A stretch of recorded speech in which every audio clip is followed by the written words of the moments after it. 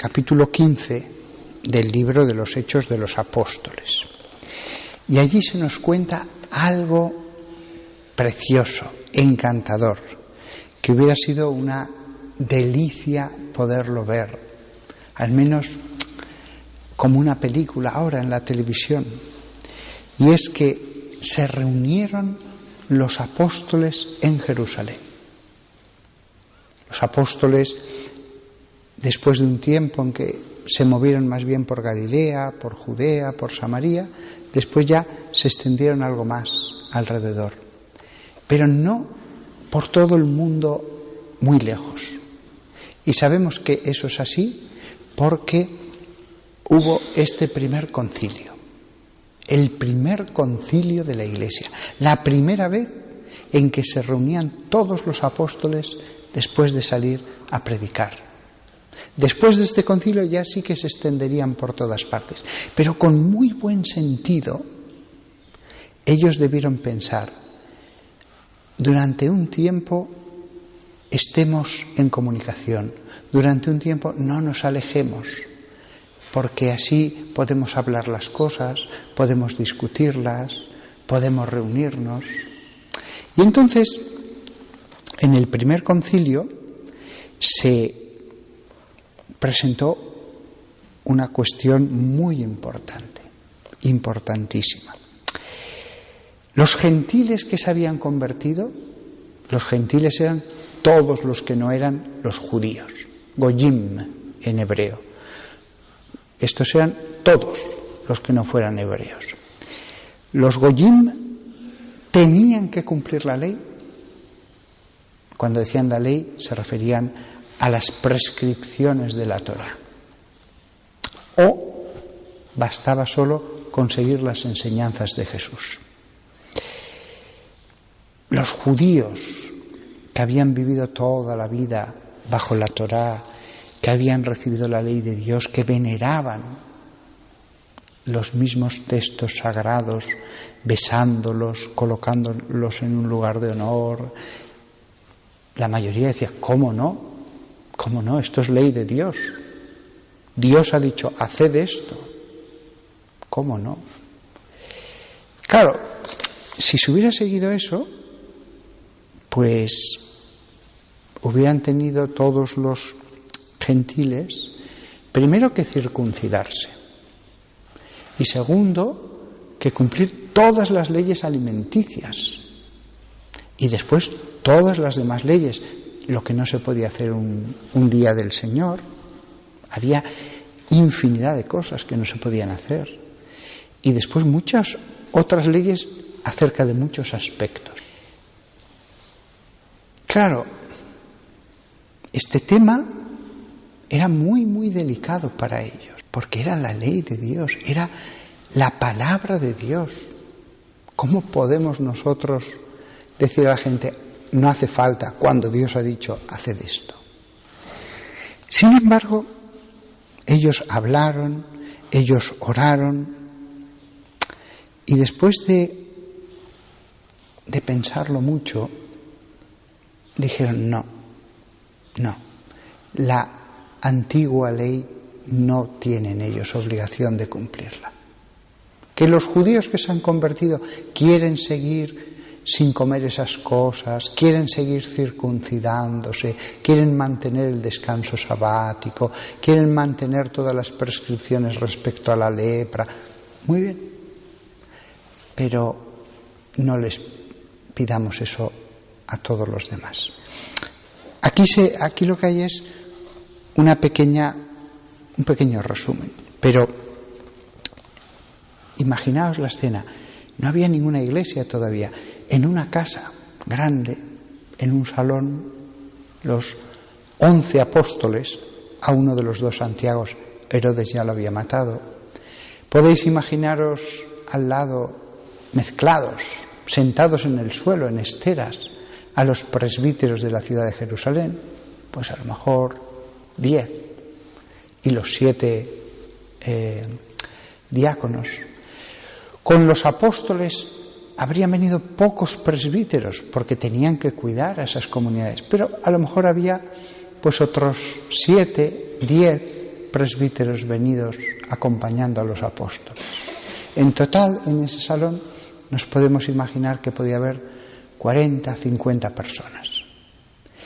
Y ellos orando con los salmos, pidiendo al Espíritu Santo que les iluminara, darían sus razones a favor y en contra. Y en un momento dado se levantó Pedro y les dijo a los apóstoles y a los presbíteros: hermanos, desde los primeros días, como sabéis, Dios me escogió entre vosotros para que los gentiles oyeran de mi boca el mensaje del Evangelio y creyeran. Es decir, el resto de los apóstoles se había dedicado más a predicar a los judíos de otras ciudades, porque ya sabían todo la base y era fácil ya predicarles: ha venido el Mesías. Pero Pedro fue encaminado más a los gentiles. Eso aparece también en Hechos. Y continúa Pedro, el primer papa que iba vestido con una túnica normal y corriente y, si hacía frío, un manto, nada más. Un aspecto de pescador sencillo, nada majestuoso, nada pictórico, un hombre sencillo, pero que había sido escogido por Jesús para ser el primero entre los mensajeros, los que anunciaban, los enviados. Apóstol significa enviado. Y les dice: y Dios, que penetra los corazones, decía Pedro, mostró su aprobación dándoles el Espíritu Santo igual que a nosotros. Eso él lo había experimentado. Llegó a una ciudad y allí, en esa población, el Espíritu Santo vino a ellos, a los gentiles. Pero si no seguían la Torá, si no se habían circuncidado, si no dejaban de comer esas cosas, sin embargo el Espíritu Santo ya estaba en ellos, actuando en ellos. No hizo distinción entre ellos y nosotros, pues ha purificado sus corazones con la fe. Es decir, ¿por qué les queréis exigir que hagan todo eso si ya tienen el Espíritu Santo? Si ya se han bautizado y viven en el amor a Dios, ¿por qué además les pedimos lo otro? Si ya tienen esa vida en Jesús. Continúa. No hizo distinción entre ellos y nosotros, pues ha purificado sus corazones con la fe. ¿Por qué provocáis a Dios ahora, imponiendo a sus discípulos una carga que ni nosotros ni nuestros padres hemos podido soportar? Es decir, ¿os dais cuenta cuántos preceptos les queréis poner? Si nosotros mismos a duras penas hemos podido cumplir con toda la ley. No, creemos que lo mismo ellos que nosotros nos salvamos por la gracia del Señor Jesús. Es decir, no por la ley, no por si has cumplido todos estos preceptos del Levítico, tal cual.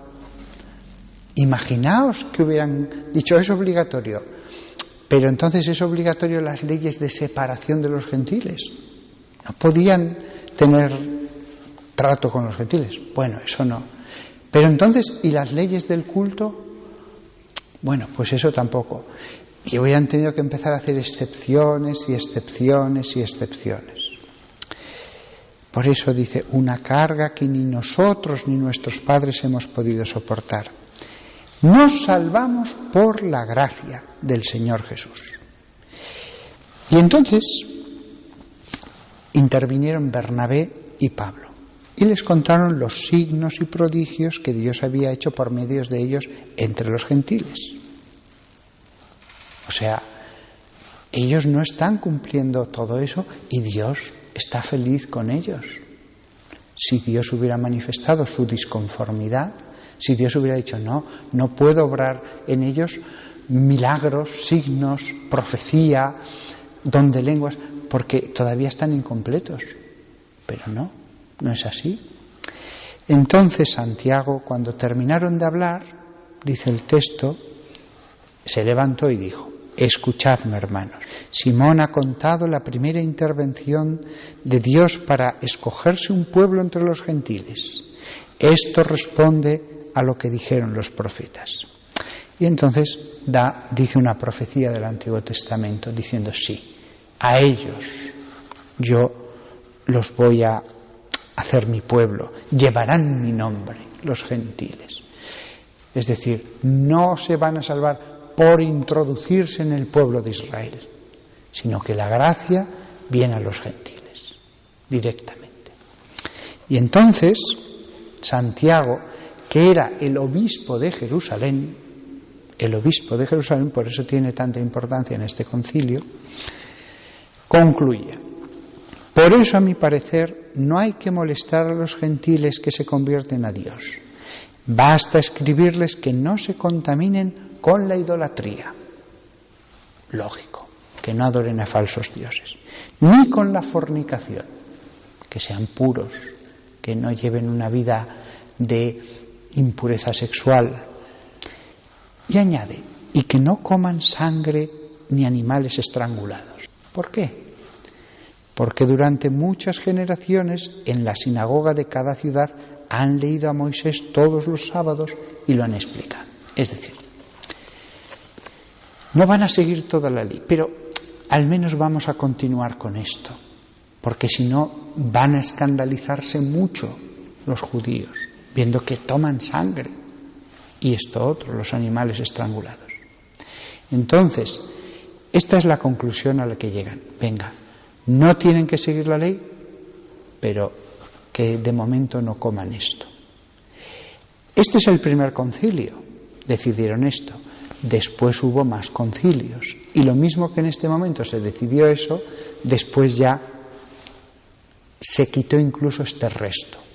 Incluso dijeron, bueno, ya no es obligatorio el no comer sangre y no comer animales estrangulados. ¿Por qué? Porque lo que habían hecho con la autoridad recibida de Jesús, la autoridad de los apóstoles, podían de nuevo, con la autoridad de los apóstoles, atar algo. Desatar y atar. Desataron el que no había que seguir todo el resto de la ley, circuncisión, etcétera, etcétera. Ataron el que dijeron, bueno, de momento que sigan así.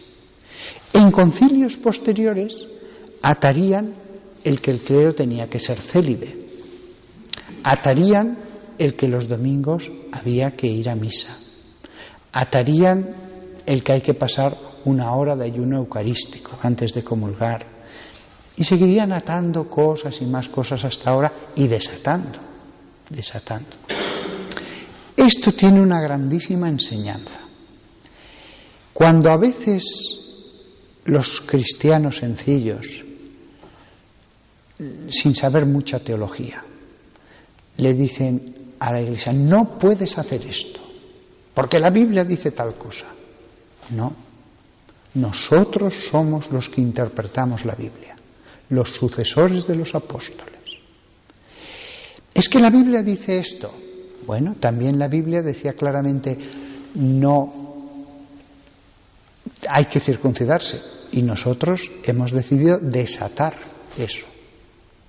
Esto tiene implicaciones muy claras para nuestra época. Sabéis que hay ahora elementos de debate en la teología, de la moral. Unos dicen unas cosas, otros dicen otras. ¿Qué haremos nosotros? Si no os hacéis como niños, no entraréis en el reino de los cielos. Lo que nos diga nuestra madre. Lo que nos diga nuestra madre. Y ya está.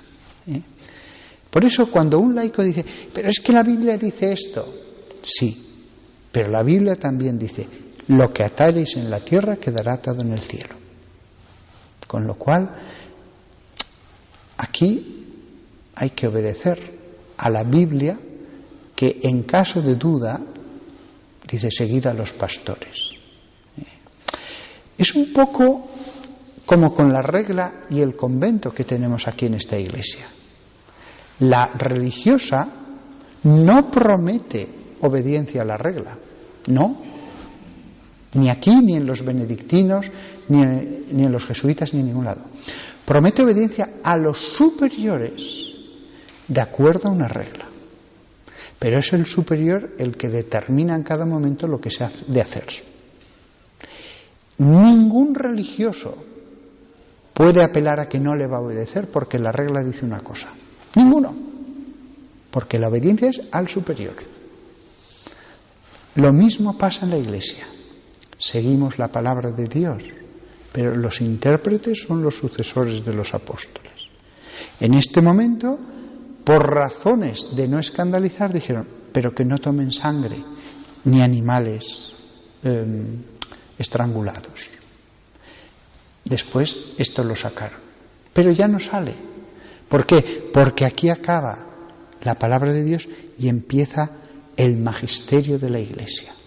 Y vendría otro concilio, y otro, y el concilio de Constantinopla, y el de Trento, y el Vaticano I.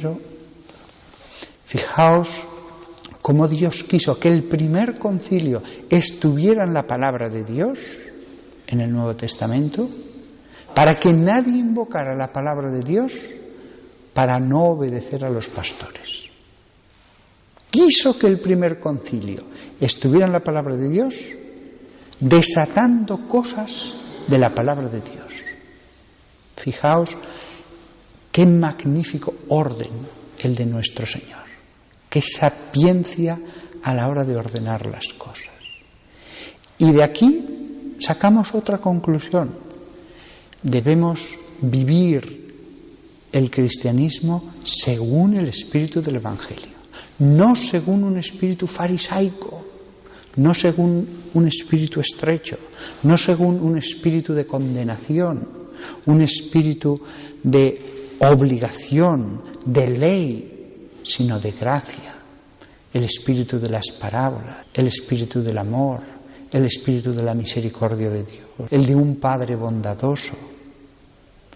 No quiero yo que nadie peque, pero la realidad es que no vivimos bajo el peso de un Dios terrible que nos va a fulminar si no hacemos lo que Él quiere. No. Vivimos bajo el espíritu de las parábolas de Jesús.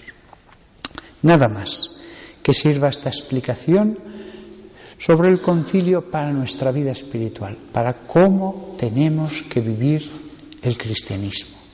Y que no sirva esto para decir anchas Castilla y hago lo que quiero, sino para darnos cuenta de lo bueno que es Dios.